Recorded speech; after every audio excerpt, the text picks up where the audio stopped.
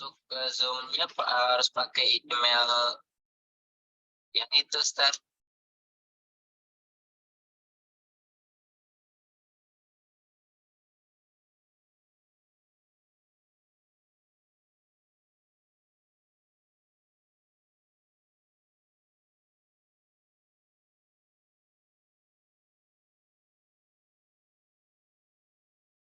Bismillahirrahmanirrahim. Assalamualaikum warahmatullahi taala wabarakatuh.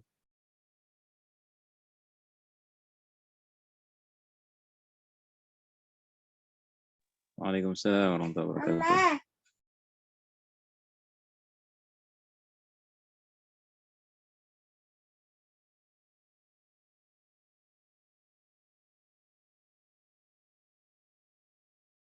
Bismillahirrahmanirrahim. Alhamdulillahi ala ihsani wa syukru lahu ala taufiqihi wa amtinani wa asyhadu an la ilaha illallah wahdahu la syarikalah ta'ziman li sya'ni wa asyhadu anna Muhammadan abduhu wa rasuluhu da'i ila ridwani. Allahumma salli wa sallim alaihi wa ala alihi wa ikhwani.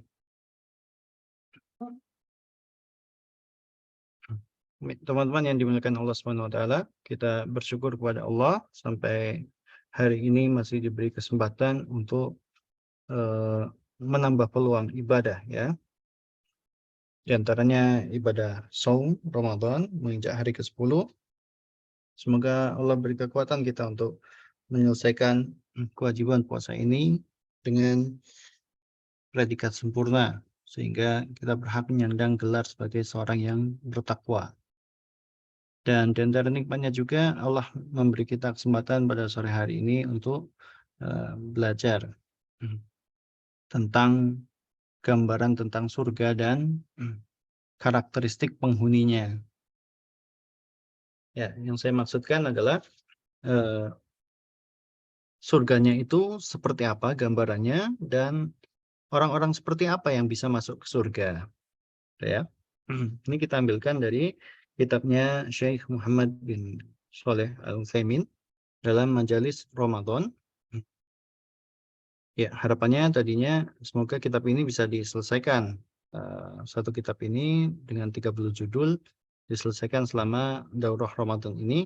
Tapi mala yudraku kulluhu la yudraku julluhu. Apa yang tidak bisa kita peroleh semuanya secara sempurna, maka sebagian besarnya jangan ditinggalkan. Dan ini kita dalam rangka mengambil apa yang bisa kita ambil. Dan karena spesifikasi saya bukan di bidang fikih, maka saya ambil tema yang menjelaskan tentang gambaran tentang surga dan penghuninya. Kalau lupa kita juga selalu ucapkan salawat serta salam kepada baginda Nabi Muhammad Sallallahu Alaihi Wasallam serta keluarganya, para sahabatnya, dan para pengikutnya hingga hari akhir. Tapi di sini ada 4 ayat, kalau tidak salah, atau 5 yang berhasil saya tulis ayatnya dan saya tulis terjemahannya.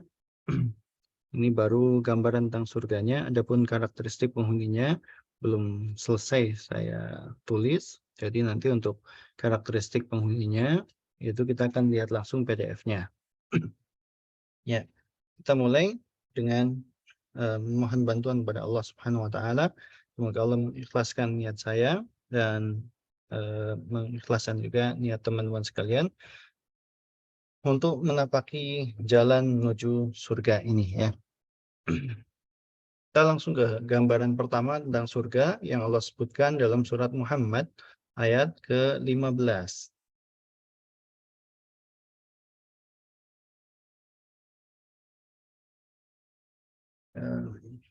Hayati, bisa bersuara?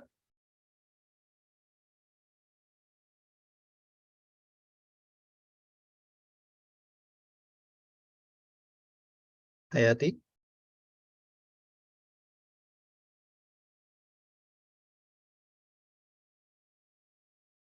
Hayati?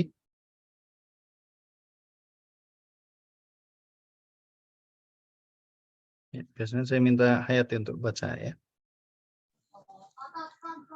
Ya, gimana, Ustaz? Biasanya saya minta Hayati untuk baca ayat Qur'annya. Kalau aku mau baca ayat yang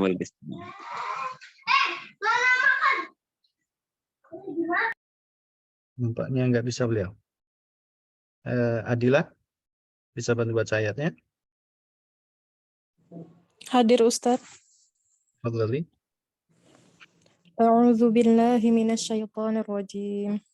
Mathalul jannati allati wa'idal muttaquna fiha anharum min ma'in ghairi asin wa anharum min labanin lam yataghayyar ta'muhu wa anharum min khamrin ladzatin lisyaribin wa anharum min 'asalin musaffa wa lahum fiha min kulli thamarat wa maghfiratum min rabbihim. Nah, barakallahu fiik, jazakillah khairan. Ini sebenarnya ayatnya masih ada lanjutannya, tapi saya potong di bagian yang menggambarkan tentang surga saja, ya. Allah Subhanahu wa taala berfirman, perumpamaan surga yang dijanjikan kepada orang-orang yang bertakwa. Di dalamnya ada sungai-sungai dan air yang tiada berubah rasa dan baunya. Beda dengan air-air yang ada di dunia ya. Air yang ada di dunia itu seiring berjalannya waktu, bergantinya hari, berubahnya cuaca, itu bisa berubah aroma dan rasanya. Tapi kalau sungai-sungai di surga, kualitasnya tetap sama. Gitu. Kalau teman-teman mungkin pernah merasakan dulu, sepertinya aqua enak. Tapi sekarang-sekarang ini rasa air aqua mungkin kalah dengan le mineral. Mungkin akan datang masanya le mineral juga akan berkurang kualitasnya.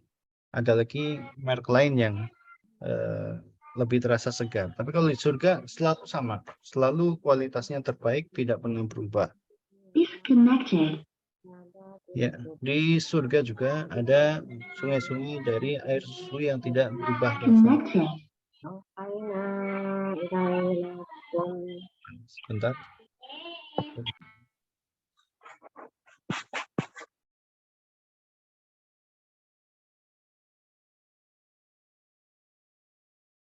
Ya.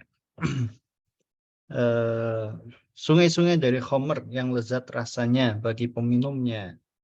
Bagi teman-teman yang belum tahu khamr, saya juga belum tahu ya, belum pernah merasakan. Dulu sih pernah waktu kecil tuh belum tahu. Ayah saya punya anggur. Kalau bagi orang desa yang belum tahu ilmunya itu anggur merah itu katanya buat jamu. Saya kira betulan jamu gitu. Saya coba rasanya pahit, nggak enak. Kalau khamr yang lain alhamdulillah saya nggak pernah coba. Tapi yang anggur itu saya pernah waktu kecil karena nggak tahu karena katanya itu jamu. Ayah saya juga ngiranya itu memang jamu. Itu ya. Itu pahit rasanya nggak enak. Tapi ada beberapa faedahnya. Di antaranya adalah bisa menghangatkan badan, bisa bikin kalau kata orang itu bisa bikin fly, terbang, lupa semua masalah, yang dipikiran adalah bahagia semata gitu. Tapi kalau khamr di dunia itu punya efek samping. Di antara efek sampingnya bikin pusing. Nanti setelah efek ngefly-nya hilang itu, khamrnya itu bikin pusing, bikin muntah-muntah dan lain sebagainya. Nah, mungkin walau alam khamr yang ada di surga itu diambil sisi-sisi positifnya saja, seperti mungkin sisi lezat rasanya, beda nggak kayak di dunia pahit ya, kalau di sana lezat rasanya, kemudian menghangatkan badannya, bikin seneng orang yang minum, mungkin itu sisi yang diambil. Sisi-sisi buruknya tidak ada di surga ya. Selain ada sungai dari khamr, ada juga sungai-sungai dari madu yang disaring. Madu disaring ya. Kalau madu nggak disaring ada sisa-sisa sarangnya, ini kurang enak. Madunya sudah disaring dan mereka memperoleh di dalamnya segala macam buah-buahan. Minumannya enak, makanannya juga enak, buah-buahan. Selain itu dapat ampunan dari Rabb mereka.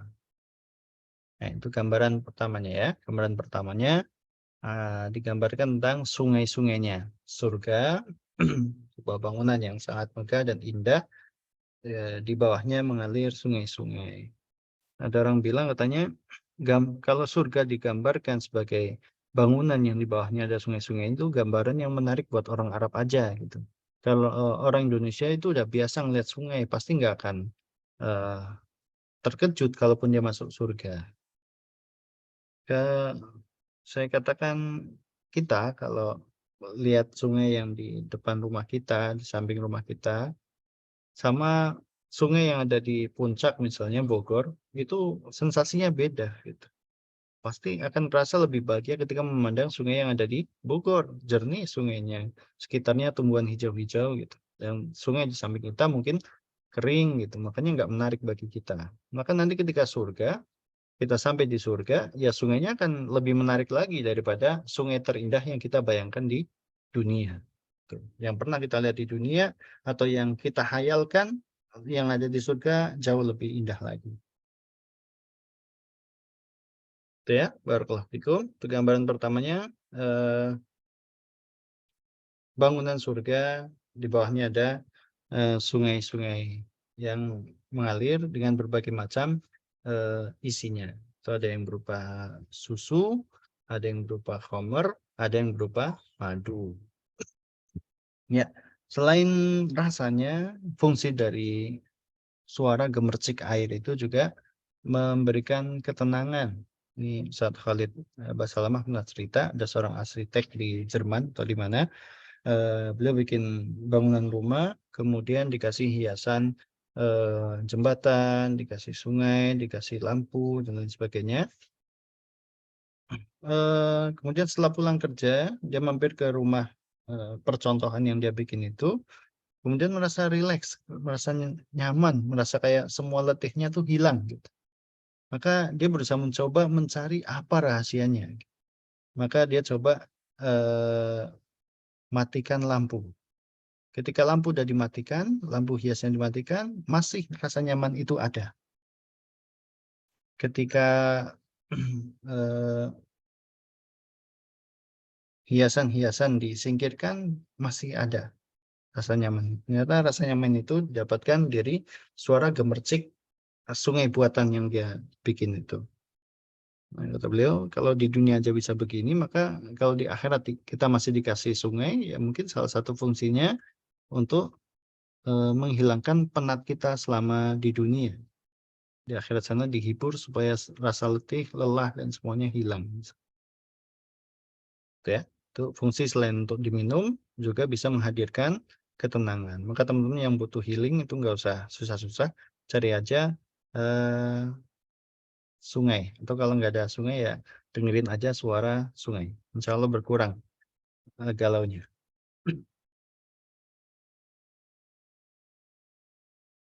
Barakallahu fikum. Kita lanjut ke ayat kedua. Ini ada di surat Az-Zukhruf ayat 70 sampai 72.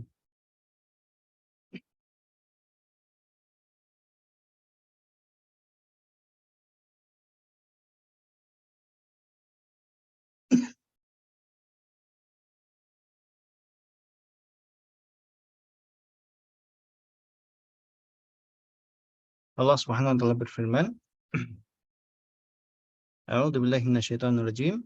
Udkhulul jannata antum wa azwajukum tuhbarun yutafu 'alaihim bisihafin min dhahabin wa akwab wa fiha ma tashtahihil anfusu wa taladdul a'yun wa antum fiha khalidun wa tilkal jannatu allati urithumuha bima kuntum ta'malun lakum fiha fakihatun minha ta'kulun. Masuklah kamu ke dalam surga, kamu dan istri-istrimu, dalam keadaan digembirakan. Diedarkan kepada mereka piring-piring dari emas, piala-piala, dan di dalam surga itu terdapat segala apa yang diinginkan oleh hati dan apa yang sedap dipandang mata, dan kamu akan kekal di dalamnya. Dan itulah surga yang diwariskan kepada kamu disebabkan amal-amal yang dahulu kamu kerjakan. Nah, ya, ini gambaran kedua bahwa seseorang laki-laki bisa masuk ke surga bersama istrinya. Ya, kalau udah masuk ke dalam surga sama istrinya, maka akan dikasih makanan dan minuman, yang tempat naruh makanan dan minumannya itu piring-piringnya, gelas-gelasnya itu dari emas, dari piala-piala, dari segala bentuk perhiasan. Semua yang kita inginkan di surga bisa kita peroleh. Kita pengen makanan apa, ada. Pengen minuman apa, ada. Ya, dan segala yang ada di surga enak dipandang. Beda kayak di dunia, mungkin kadang kita pergi ke suatu tempat yang terkenal makanannya enak. Akan tetapi sampai di lokasi, mungkin tempat makannya kurang nyaman, ya. Panas, sempit, atau ya mungkin kotor gitu ya, lingkungan sekitarnya. Kalau di surga, makanannya enak, tempatnya juga enak. Suasananya nyaman, bikin kita betah. Dan kita bisa masuk surga sama keluarga kita, sama istri kita. Jadi yang akhwat-akhwat yang belum pada jadi istri, segeralah jadi istri. Segeralah cari suami, biar bisa masuk surga bareng suaminya. Ya. Dalam sebuah hadis disebutkan bahwa Rasulullah bertanya kepada para sahabat, ala ukhbirku binisaikum min ahli jannah. Maukah aku kabarkan kepada kalian seperti apa perempuan-perempuan kalian, istri-istri kalian yang bisa menjadi penghuni surga, yang akan masuk surga bersama kalian ke surga. Maka Rasulullah menggambarkan kullu waludin wadud, setiap perempuan yang banyak anaknya dan besar kasih sayangnya. Idza ghadibat au asa'at au usi'a ilaiha. Kalau dia lagi marah, atau dia berbuat salah, atau suaminya berbuat salah sama dia, maka apa yang dia lakukan? Dia segera mengatakan kepada suaminya, hadhi yadi fi yadika, la abtakhilu ghamdan hatta tarda. Ini tanganku berada dalam genggamanmu. Aku tidak akan bisa tidur nyenyak malam ini sampai kau ridho kepadaku. Ya, tuh gambarannya, banyak anak dan penuh kasih sayang dan senang minta maaf. Jadi tidak pakai rumus suami salah, suami minta maaf, istri salah, suami juga yang harus minta maaf. Tapi kebalikannya, kalau anjuran dari hadis itu yang harus banyak minta maaf adalah para perempuan. Gitu ya. Dan disebutkan walud, banyak anaknya, maksudnya kalau suaminya bilang saya pengen anak lagi nih gitu, maka dia tidak menolak. Dia mengatakan lu aja yang hamil gitu. Ya. Tapi siap ayah gitu. Ya, banyak anak maksudnya tidak menolak ketika diminta untuk hamil lagi gitu. Dan penuh kasih sayang, dan tadi senang minta maaf, baik dia yang salah, dia lagi marah, ataupun suaminya yang salah sama dia.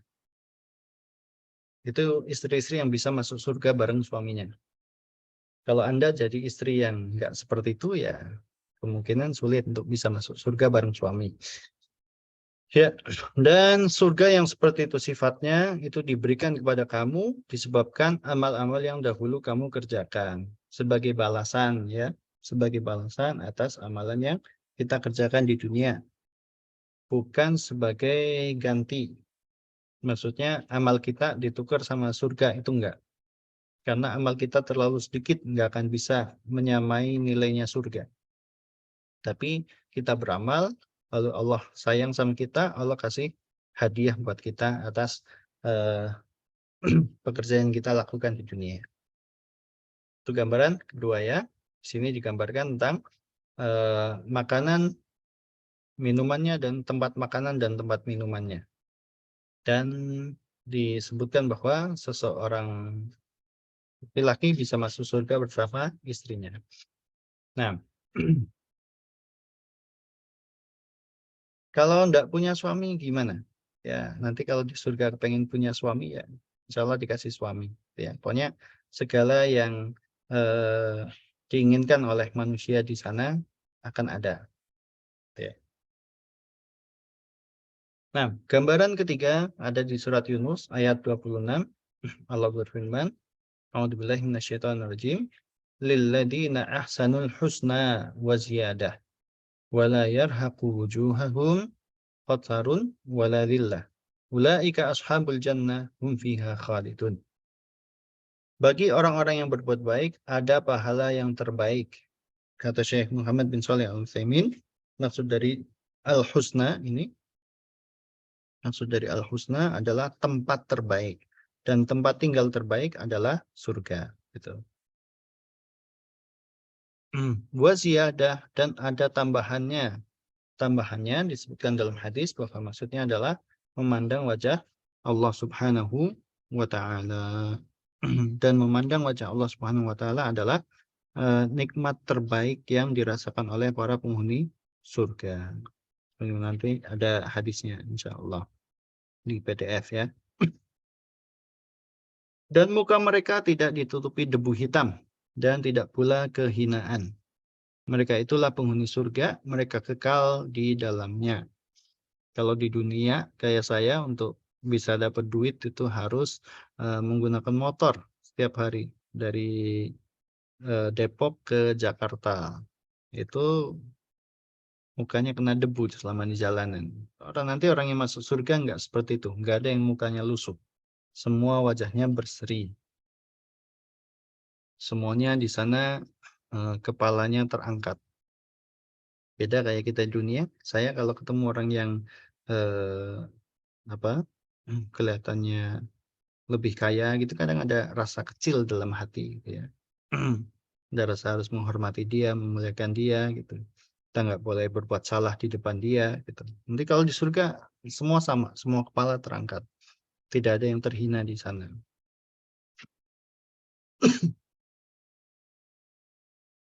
Oke, ya. Jadi surga adalah tempat tinggal terbaik, dan di dalam surga ada kenikmatan yang tertinggi, yaitu bisa melihat wajah Allah Subhanahu wa Ta'ala. Dan gambaran terakhir yang dari Al-Qur'annya disebutkan dalam surat An-Naba ayat 31 sampai 36. Ini insyaallah kita hafal semua. Allah berfirman, A'udzubillahi minasyaitonirrajim. Innalil muttaqina mafaza hadaiqa a'naba wa kawa'iba atraba wa ka'san dihaqa la yasma'una fiha lagwa wa la kizzaba jazaa'an min rabbika ata'an hisaba. Sesungguhnya orang-orang yang bertakwa mendapatkan kemenangan, yaitu kebun-kebun dan buah anggur, dan gadis-gadis remaja yang sebaya, dan gelas-gelas yang penuh berisi minuman. Di dalamnya mereka tidak mendengar perkataan yang sia-sia dan tidak pula perkataan yang dusta. Ini kita kembali menggambarkan tentang restoran ya. Seenak-enaknya restoran di dunia biasanya ada musiknya ya. Kalau saya makan di restoran Gokana misalnya, itu pasti ada musiknya. Nah, di surga tidak ada hal yang sia-sia yang bikin kita merasa nggak enak ketika mendengarnya. Apakah ada musik di sana? Wallahu a'lam. Tapi tidak ada yang bikin kita nggak nyaman mendengarnya. Tidak pula ada perkataan dusta. Kalau kita makan di restoran, orang di samping kita kadang ngelawak, bercanda yang ada kebohongannya, gitu. Kita nggak senang dengarnya. Di surga nggak ada. Di sana ada gelas-gelas yang penuh terisi minuman. Minumannya selalu ready, kapanpun kita mau minum ada. Beda kalau di dunia, kadang ada minuman tapi kita kita malas ngambilnya, gitu ya. Di sana disediakan. Setiap butuh minuman ada yang menuangkan. Ada gadis-gadis remaja yang sebaya. Jadi orang yang masuk surga maka akan mendapatkan istri-istri yang masih muda, yang mereka seumuran. Tuh. Minimal seorang laki-laki itu akan mendapatkan 2 istri dari kalangan bidadari. Lalu kalau istrinya waktu di dunia itu juga masuk surga bersamanya, maka istrinya itu akan jadi lebih cantik daripada bidadari-bidadari yang ada di surga. Ya.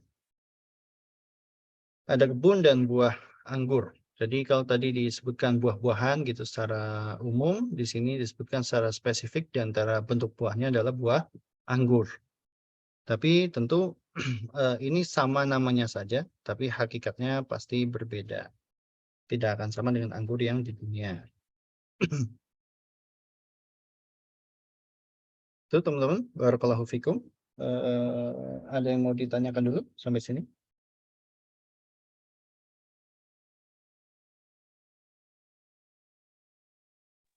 Insya Allah sementara tidak ada, Ustaz.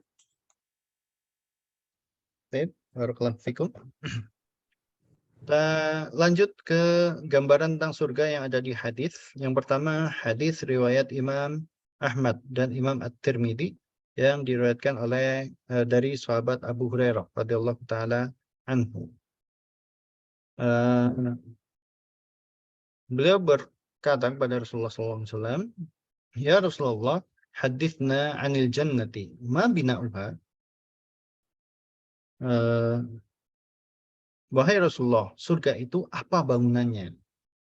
Maka beliau menjawab, batanya dari perak, ada juga bata yang dari emas, semennya dari minyak kasturi yang harum, tanahnya berupa mutiara dan permata, debunya za'faran.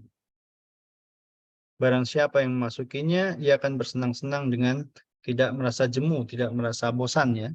Kekal, tidak merasakan mati, bajunya nggak akan usang, nggak akan kusut.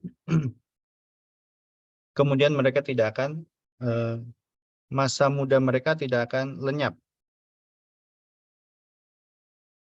Ya, jadi muda terus, nggak perlu pakai anti-aging ya. Sekarang banyak orang yang nggak mau menikah karena diantara alasannya kalau punya anak itu cepat tua. Makanya mereka merasa perlu menunda punya anak atau bahkan mereka nggak pengen punya anak. Nah, di surga nggak perlu anti-aging. Udah otomatis muda terus, nggak akan dihinggapi tua. Rambutnya nggak beruban, kulitnya nggak akan keriput. Jadi teman-teman yang biasa repot pakai skincare, pakai foundation, maskara, apalagi lip balm, terus apalah pernak-perniknya itu. Ya, di surga nanti nggak perlu repot-repot seperti itu. Kalaupun mau pakai bedak, ada yang makein gitu. Nggak perlu repot sendiri. Ya, bangunannya dari batanya ada yang dari perak, ada yang dari emas gitu ya. Jadi akan indah dipandang. Semennya baunya harum, nggak seperti semen di dunia. 3 roda misalnya, ketika kita cium, kita bisa batuk-batuk. Bisa bikin kita sakit paru-paru. Ya. Di sana nggak. Semennya aja bau harum. Tanahnya nggak ada yang bikin kita merasa risih untuk nginjeknya karena tanahnya dari mutiara dan permata. Ya.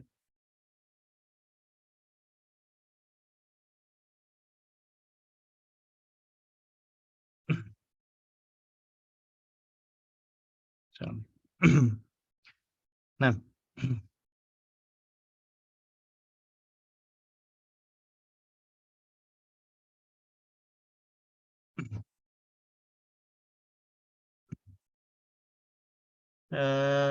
selanjutnya yang keenam, gambaran tentang surga dari hadis yang diriwayatkan oleh Imam Muslim.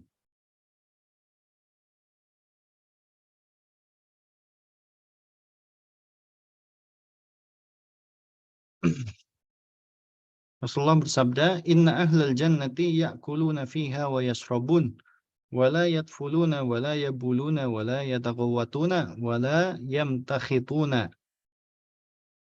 Qalu, "Fama balu ta'am?" Qala, "Jusha'un wa rashhun ka rashhil miski. Yulhamuna tasbiha wa tamhida kama tulhamuna nafasa." Sungguhnya penduduk surga akan makan dan minum di dalamnya. Mereka tidak meludah, tidak kencing, tidak buang air besar, dan tidak mengeluarkan dahak. Ya, jadi di sana tetap makan, ya, tetap minum, tapi tidak perlu membuang ludah, tidak perlu ke toilet. Jadi kalau ada yang bertanya apakah di surga ada toilet, bagi yang mau ada, tapi tidak akan berguna, tidak perlu digunakan, karena di sana tidak perlu buang air kecil maupun buang air besar. Dan juga kalau makanan di dunia itu dimakan kadang bikin seret gitu ya, bikin kita berdahak.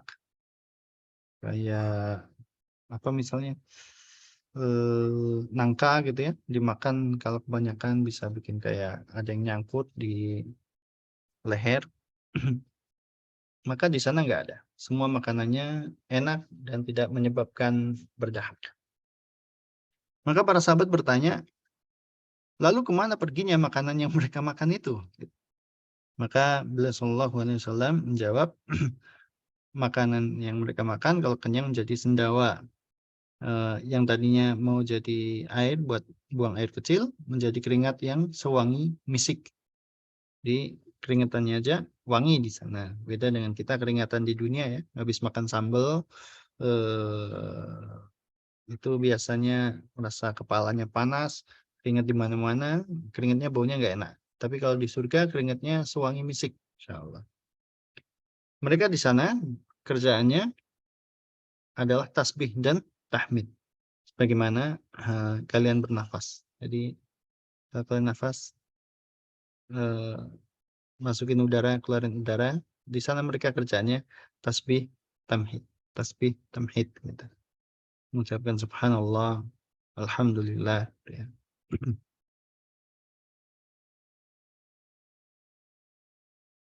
Mungkin walau ngucapin subhanallah itu karena melihat pemandangannya bagus gitu ya. Dan ngucapin alhamdulillah karena mereka merasa bahagia atas nikmat-nikmat yang mereka dapatkan. Itu ke-6, sekarang ke-7.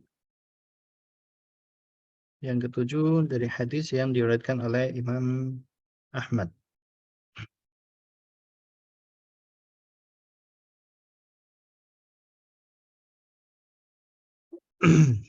Ini hampir sama dengan yang di atas tadi, hadis sebelumnya.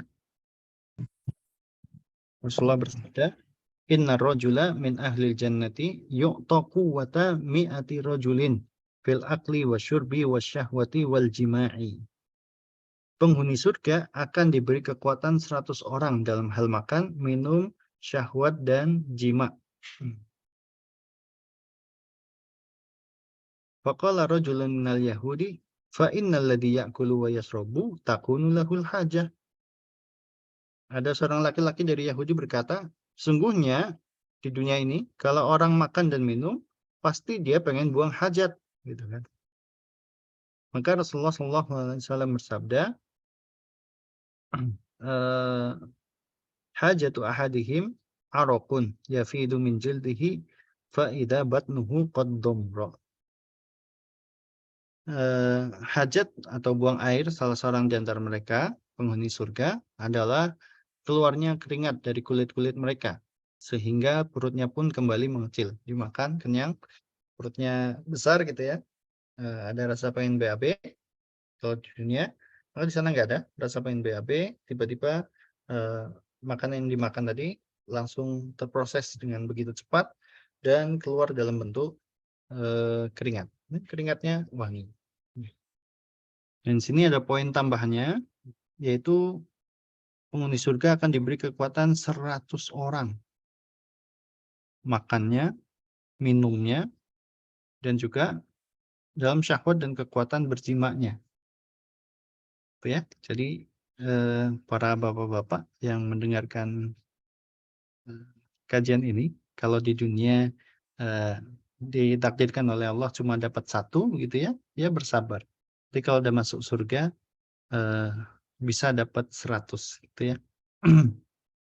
100 istri maksud saya. Hmm.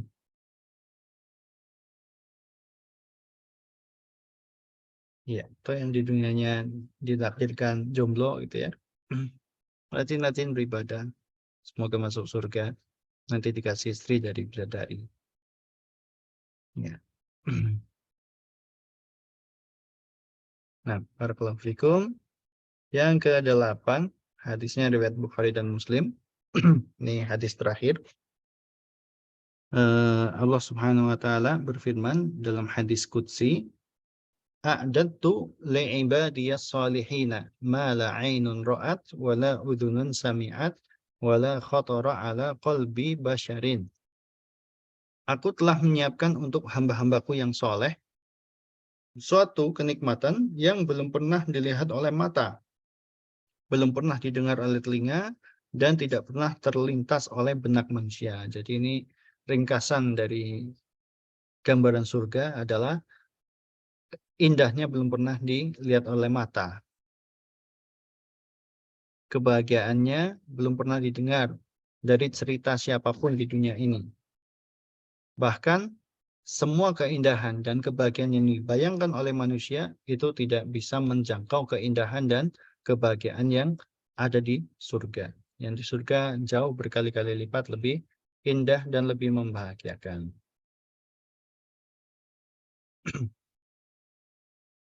Itu ya, barakallahu fikum. Sementara ini ayat dan hadisnya. Ada yang mau ditanyakan?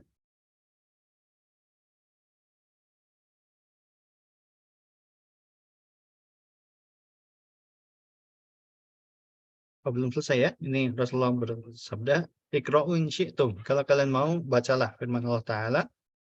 "Fala ta'lamu nafsum ma ukhfiya lahum min qurrati a'yun jazaa'an bima kanu ya'malun." Ini di surat As-Sajdah. Tidak seorang pun mengetahui berbagai nikmat yang menanti, yang indah dipandang sebagai balasan bagi mereka atas apa yang mereka kerjakan dahulu ketika di dunia. Barakallahu fikum.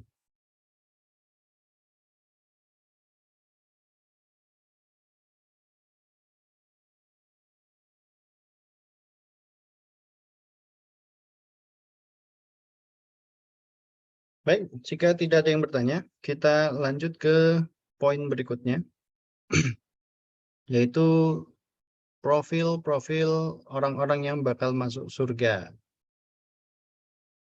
Bentar, saya ganti ke PDF dulu.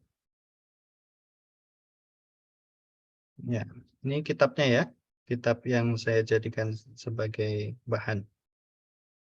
Majalis Syahri Ramadan. Ini asalnya adalah kajiannya Syekh Muhammad bin Shalih Al-Utsaimin. Ada banyak temanya, keutamaan bulan Ramadan, Fadlu Siyam, dan seterusnya. Nah, saya ambil judul yang ini, di bawah ini. Wasful Jannah. Ja'alanallahu min ahliha. Fi awsafi ahlil jannah. Nah, ini yang akan kita baca. Awsaf ahlil jannah. Orang seperti apa yang boleh masuk ke surga? Ini kita tutup dulu ya. Terus kita maksimalkan gambarnya. Ini caranya. Ya.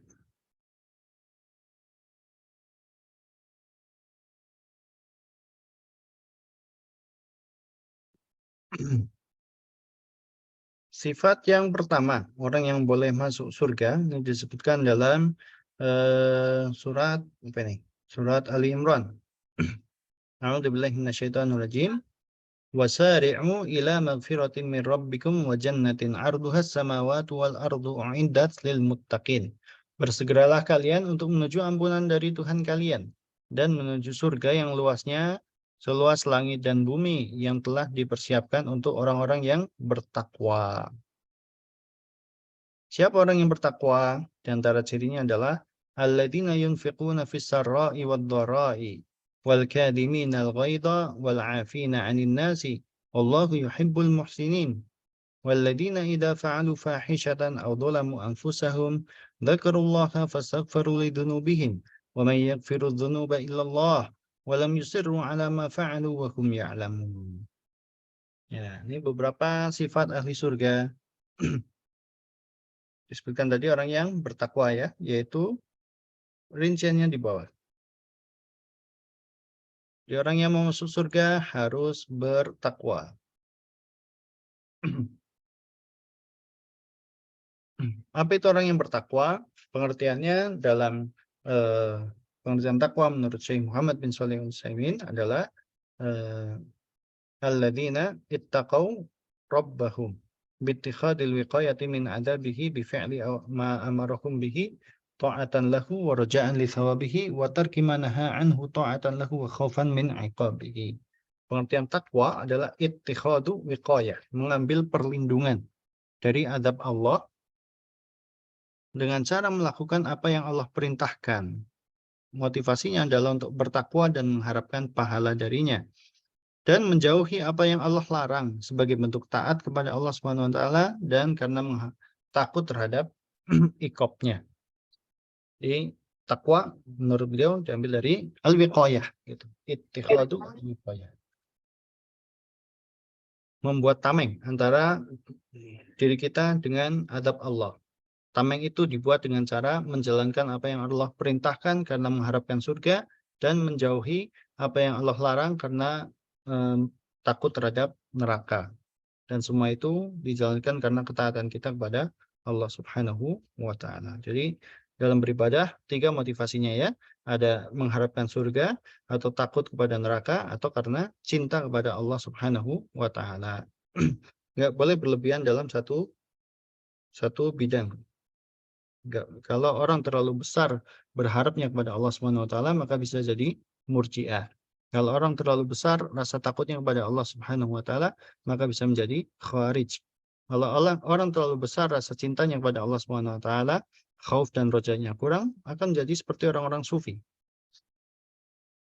Gitu ya. Maka ahlu sunnah itu cintanya, berharap surganya dan takut kepada nerakanya itu seimbang seperti burung yang punya 3 sayap, 2 sayap di samping kanan dan kiri dan 1 sayap di belakang. Itu kata Imam Ibnul Qayyim Al-Jauziyah rahimahullah taala. Ini yang pertama ya, sifat yang pertama orang yang boleh masuk surga adalah orang yang bertakwa. Lalu disebutkan rincian dari bertakwa itu diantaranya adalah orang yang alladzina yunfiquna fis sarra'i wad dharra, yang suka berinfak dalam kondisi lapang maupun kondisi sempit. Ada yang bilang juga dalam kondisi sempat maupun kondisi sempit gitu. Duitnya lagi banyak maupun duitnya lagi sedikit, dia berusaha untuk istiqomah tetap infak gitu. Ya, jadi infaknya orang kaya dengan infaknya orang miskin, meskipun nominalnya sama, bisa jadi lebih besar pahalanya orang yang miskin.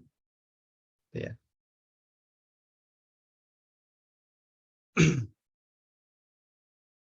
Karena sama nominalnya, tapi beda cara ngeluarinnya. Yang satu ngeluarin dengan sukarela, gampang gitu ya.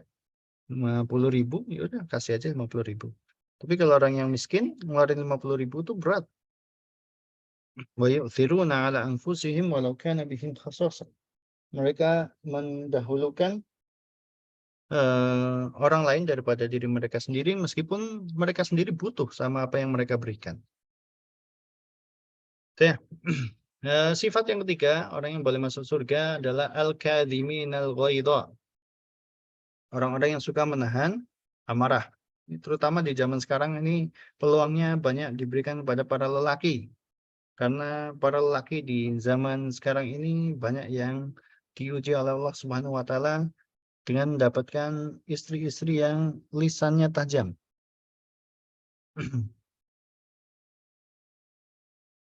Ini hampir semua laki-laki, terutama orang-orang soleh. Karena kata Imam Al-Ghazali, sesungguhnya para wali Allah itu biasanya diuji dengan mendapatkan para istri yang lisannya tajam. Gitu. Au kama qala, rahimahullah ta'ala. Ya.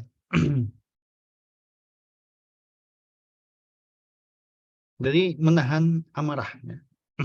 Kalau dapat istri yang betulan bawel, sering ngomel, sering marah-marah, gitu, sering bermuram durja, gitu ya.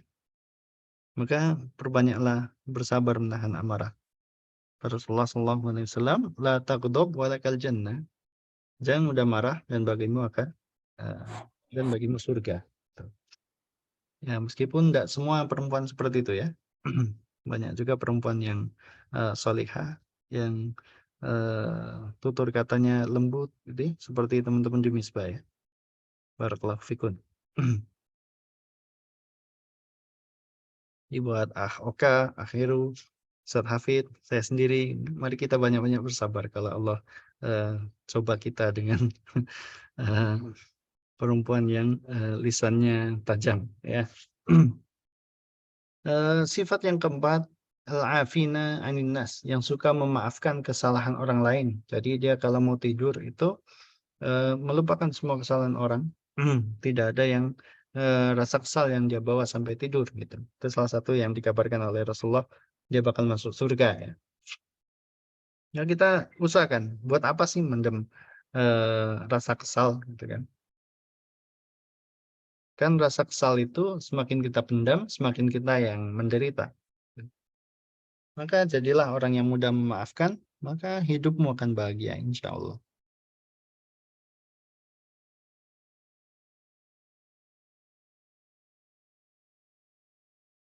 Nah, sifat yang kelima, walladzina idza fa'alu fahishatan aw dzalamu anfusahum dzakarullaha fastaghfiru lidzunubihim. Kalau melakukan dosa atau berbuat zalim terhadap diri mereka sendiri, maka mereka segera mengingat Allah dan bertaubat atas dosa-dosa yang dikerjakan. Ya, jadi kalau nggak bisa jadi orang yang suka memaafkan, orang yang menahan amarah, orang yang berinfak di waktu senggang maupun sempit, jadi orang yang bertakwa, maka minimal jadi orang yang kelima ini. Orang yang kalau berbuat dosa cepat bertaubatnya. Dikatanya in lam tunafis as-salihina fi a'malihim atau fi ibadatihim, in lam tunafis as-salihina fi ibadatihim fanafisi al-mudnibina fi istighfarihim. Kalau kamu belum mampu bersaing dengan orang-orang soleh dalam masalah ibadah, maka minimal bersainglah dengan para pendosa dalam masalah taubat dan istighfar. Ya.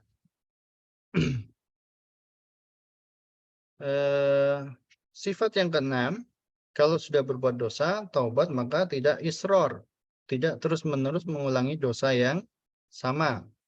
Ya. Jadi jangan merasa, saya udah taubat ini, lakuin lagi dosanya gitu kan. Allah Maha Pengampun. Gitu. Ya, memang Allah Maha Pengampun. Nabi ibadi anni anal ghafurur rahim. Tapi jangan lupa lanjutan ayatnya. Wa anna adzabi huwal adzabul alim. Kabarkan kepada para hambaku bahwasanya aku adalah Tuhan yang Maha Pengampun lagi Maha Penyayang. Akan tapi azabku adalah azab yang pedih. Gitu ya.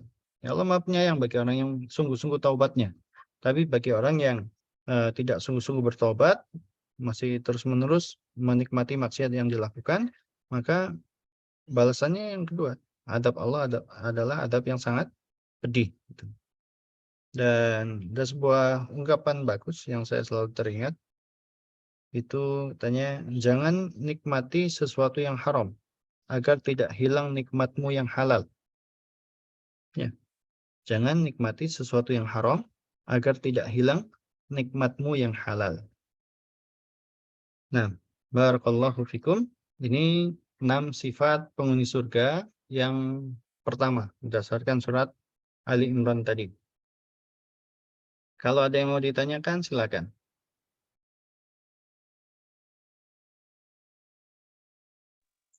Kita sampai jam berapa Ustaz Hafid?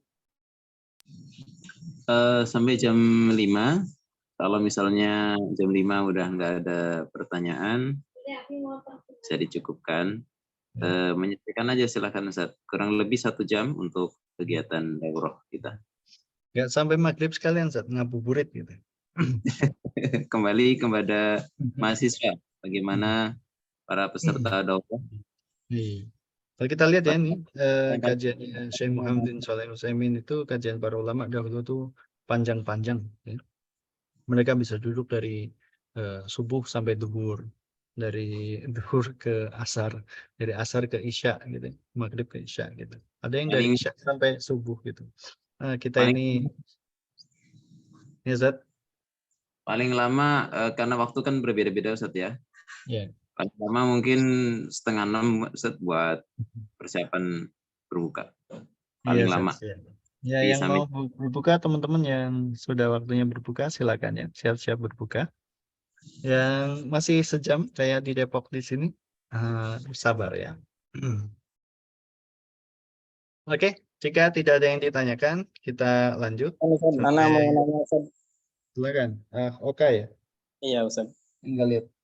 Iya, Silakan. terkait surga Ustaz. Itu kan surga itu bertingkat-tingkat ya Ustaz, sampai surga yang tertinggi, surga Firdaus. Ya, Surga Firdaus. Nah, bisa nggak misalnya ada seseorang yang ditakdirkan di surga paling bawah lah gitu Ustaz. Bisa nggak mampir ke surga paling atas gitu Ustaz? Misalnya Iya. untuk bertemu keluarga ataupun bertemu para nabi di sana gitu Ustaz. Hmm. Jazakallah khair Ustaz. Iya, salah. Barakallahu fiik. Ya, kalau ada anggota keluarganya yang derajat surganya lebih tinggi, maka akan digabungkan ke sana, dinaikkan levelnya. Itu di surat apa ya? Saya lupa ya. Walladzina amanu wattaba'athum dzurriyyatuhum biimanin alhaqna bihim dzurriyyatahum wa ma 'alatnahum min 'amalihim min syai'. Ya, akan digabungkan ke sana. Kalau sekedar berkunjung, seingat saya, wallahu ta'ala alam, itu ada hadisnya, kalau saya tidak salah ingat. Yang intinya bisa mereka kalau sekedar berkunjung, tapi kalau untuk tinggal nggak bisa. Kunjung, pengen ketemu Nabi gitu bisa.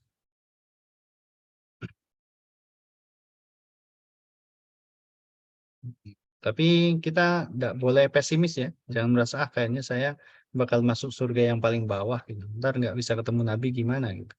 Ada cara mudahnya supaya kita bisa masuk ke surga yang paling tinggi. Caranya adalah kita mencintai Rasulullah SAW dengan cinta yang setulus-tulusnya, cinta sejati. Kita mencintai Abu Bakar. Insya Allah Abu Bakar kan masuk surga yang paling tinggi ya. Karena kata Rasulullah SAW, almar'u ma'aman ahab. Seseorang akan bersama orang yang dicintainya. Ya.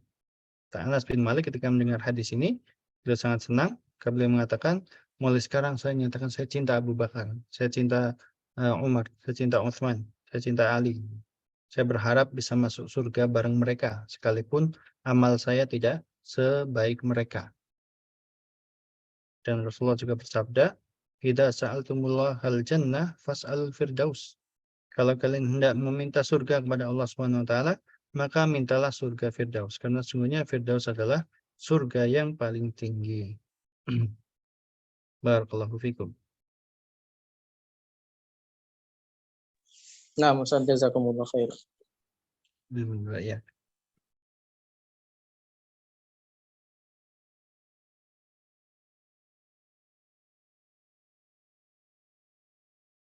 Baik, kita lanjut ya. Di surat Qad Aflahal Mu'minun, surat Al-Mu'minun ya. Ayat 1 sampai 11 disebutkan beberapa kriteria orang yang boleh masuk surga. Yang pertama tentunya orang yang beriman. Yang kedua, orang yang sholatnya khusyuk. Supaya dapat sholat khusyuk, maka ada resepnya dari Rasulullah SAW. Ketika ada seorang yang meminta nasihat kepada beliau, ausini wa aujis. Beri aku nasihat tapi yang ringkas saja. Gitu. Maka di antara nasihat beliau adalah, Sol idakum ta'ila sholati fasolli sholata muwaddi. Kalau kamu berdiri untuk sholat, maka sholatlah seperti sholatnya orang yang hendak berpisah dengan dunia ini. Kalau antum merasa ini adalah sholat terakhir yang antum kerjakan untuk Allah, maka pasti sholatnya akan bagus. Gitu. Yang bikin kita lalai, bikin pikiran kita kemana-mana, karena kita tidak menghadirkan rasa itu. Tidak menghadirkan bahwa kita lagi berdiri di hadapan Allah, kita sholat untuk Allah, bisa jadi ini sholat terakhir yang bisa saya kerjakan. Makanya sholat kita tidak khusyuk. Maka salah satu tipsnya untuk bisa khusyuk, hadirkan perasaan bahwasanya barangkali mungkin ini sholat terakhir yang bisa saya kerjakan. Gitu juga dalam ibadah yang lainnya. Barangkali ini tilawah terakhir yang bisa saya kerjakan. Barangkali ini bakti terakhir yang bisa saya berikan kepada orang tua saya. Barangkali ini kebaikan terakhir yang bisa saya suguhkan untuk suami saya, untuk istri saya, untuk anak saya, seterusnya ya. Nah, banyak mengingat kematian itu cukup sebagai pemberi nasihat. Kalau antum pengen jadi orang soleh, maka perbanyak saja mengingat kematian. Ya. Kemudian orang yang berpaling dari lagu, ya, jadi nggak suka banyak nonton acara stand up komedi, video-video yang lucu gitu. Mereka berpaling dari hal-hal yang semacam itu. Ngikuti tren TikTok yang terbaru supaya followersnya naik gitu. Nggak ngikuti yang seperti itu. Dari hal-hal yang sifatnya senda gurau, mereka berpaling. Iya. Keempat, melakukan zakat. Kelima, menjaga kemaluan, menjaga kehormatan gitu ya. Tidak pacaran, tidak chatting dengan orang yang bukan mahramnya tanpa ada keperluan yang mendesak gitu ya. Kemudian menjaga amanah dan menjaga janji.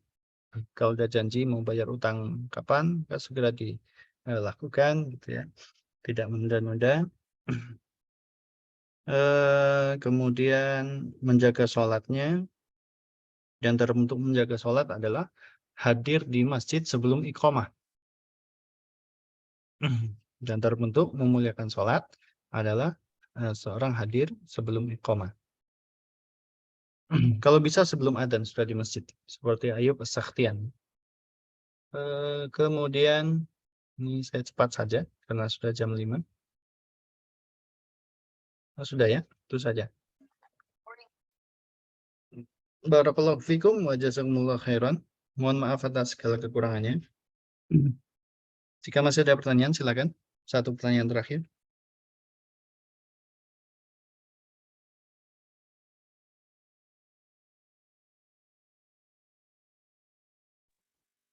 Anak tanya Ustaz. Wah, ini kayaknya sulit nih saya jawab. Silakan Ustaz. Insyaallah. Iya. Mungkin ada nasihat Ustaz untuk bagaimana agar kita pantas menjadi ahli surga Ustaz. Karena seorang mukmin tidak boleh pesimis, harus optimis. Tapi kalau terlalu optimis juga tidak diiringi dengan menjalankan syariat, maka tidak seimbang setia antara khauf dan rojanya. Mungkin ada nasihat untuk kita semuanya bagaimana agar kita pantas menjadi ahli surga. Jazakallah khairan. Barakallahu fiik. Mungkin banyak tipsnya Ustaz ya, tapi yang terbayang di kepala saya sekarang di antara tipsnya adalah kalau kita habis berbuat baik maka lupakan. Tapi kalau habis berbuat buruk maka ingat-ingat terus. Dan jangan merasa aman dari perbuatan buruk yang kita lakukan. Karena Allah akan balas. Ima dibalas di dunia atau Allah akan balas di dunia atau akan balas di akhirat. Atau Allah cabut kenikmatan yang sedang kita rasakan karena dosa tersebut. Maka walau alam dahulu seperti itulah para sahabat. Mereka merasa bahwa amal ibadah yang mereka lakukan itu mereka nggak tahu bakal diterima apa enggak. Tapi kalau dosa itu mereka yakin sekali bahwasanya dosa yang mereka kerjakan itu bisa mengakibatkan keburukan bagi mereka baik di dunia maupun di akhirat. Maka mereka memperbanyak berbuat baik semampu yang mereka lakukan dan mereka memperbanyak istighfar.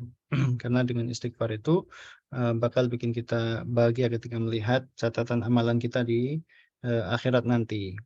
Dan tipsnya lagi adalah beribadah, memaksimalkan potensi ibadah yang kita lakukan. Karena masing-masing orang kan diberi kemampuan yang berbeda ya.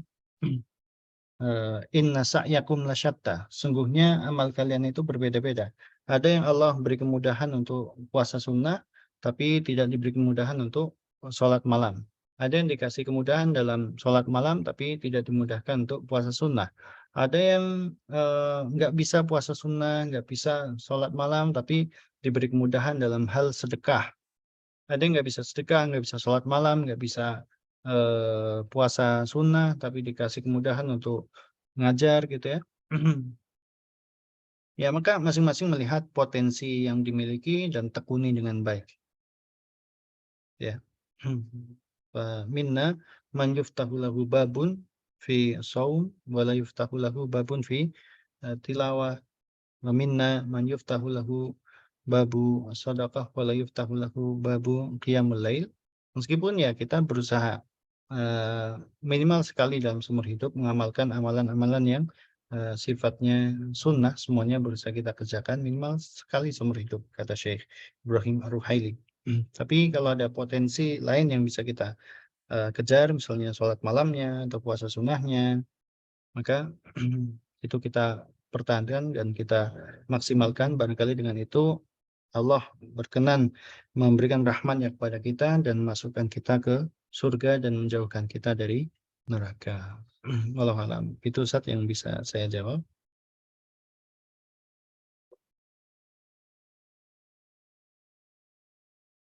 Nah, jazakumullah khairan Ustaz. Masyaallah, alhamdulillah. Allahumma adhina jannah wa inna minan nar. Amin. Jazakumullah. Ya, terakhir sebagai penutup kita mohon kepada Allah Subhanahu wa taala agar masukkan kita ke surga dan menjauhkan kita dari neraka. Dan teman-teman silakan berbanyak doa.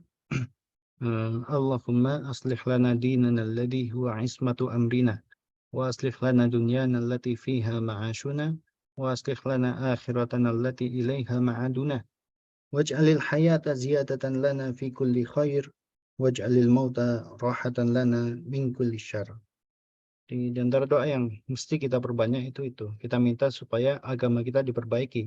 Karena itu hal terpenting dalam hidup kita. Allah perbaiki kehidupan dunia kita. Karena dunia ini tempat kita tinggal sementara ini.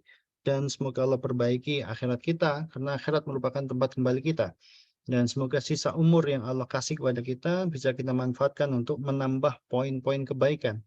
Dan semoga matinya kita itu menjadi kesudahan dari segala macam keburukan. Artinya kalau sudah mati, dosa kita berhenti. Kita nggak nemu lagi hal-hal yang bikin kita nggak suka. Jangan sampai kita mati meninggalkan dosa yang jariah. Itu ya. Dan kita berdoa kepada Allah SWT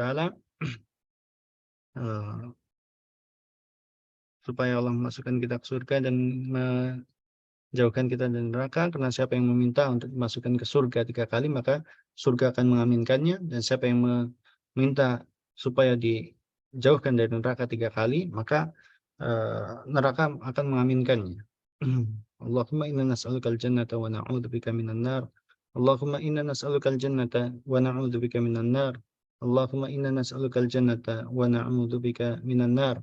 Allahumma ati nufusana taqwaha wa zakkiha anta khairu man zakkaha anta waliyuha wa maulaha. Rabbana atina fid dunya hasanah wa fil akhirati hasanah wa qina adzaban nar wa qina adzaban nar wa qina adzaban nar. Wa subhana rabbina rabbil izzati amma yasifun wa salamun alal mursalin walhamdulillahi rabbil alamin. Wassalamu alaikum warahmatullahi taala wabarakatuh.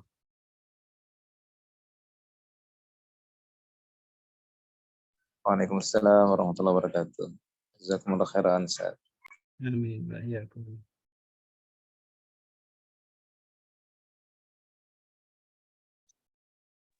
Silakan teman-teman untuk bisa menulis rangkumannya ya, dan nanti untuk bisa diisi di link G-form-nya, dan mohon infokan, kabarkan kepada teman-teman yang lain. Barakallahu fiik. Assalamualaikum warahmatullahi wabarakatuh.